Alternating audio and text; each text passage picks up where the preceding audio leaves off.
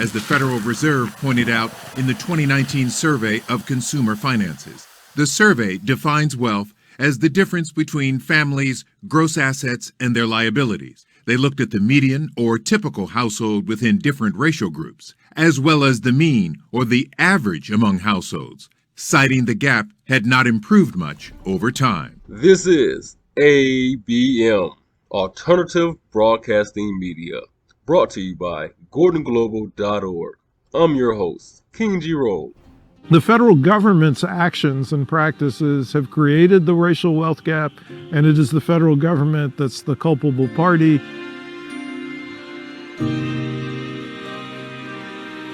We now say that it amounts to approximately $350,000 per person, and that adds up to a total of approximately $14 trillion, given our estimate that there are about 40 million living Black Americans whose ancestors were enslaved in the United States.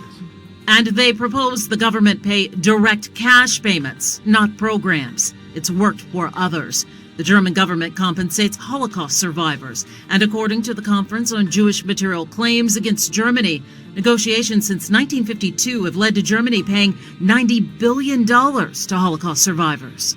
In the United States, surviving Japanese Americans held in internment camps during World War II were awarded money in 1988 by the United States government in one-time cash payments of $20,000 each. The $56 million payment from the federal government to compensate the tribe for those lost Florida lands. But the Black Seminoles can't share in it because the government and the tribe say they were slaves of the Red Seminoles back then, and as slaves could not have owned land. Why hasn't it happened for Black Americans whose ancestors were enslaved here?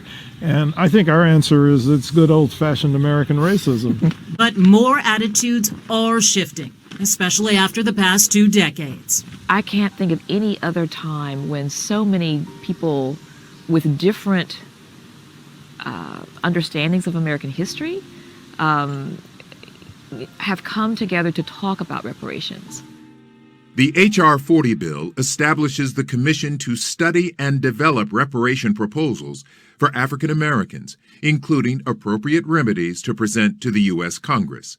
The number 40 represents the unfulfilled promise the U.S. government made to freed slaves to be granted 40 acres of land.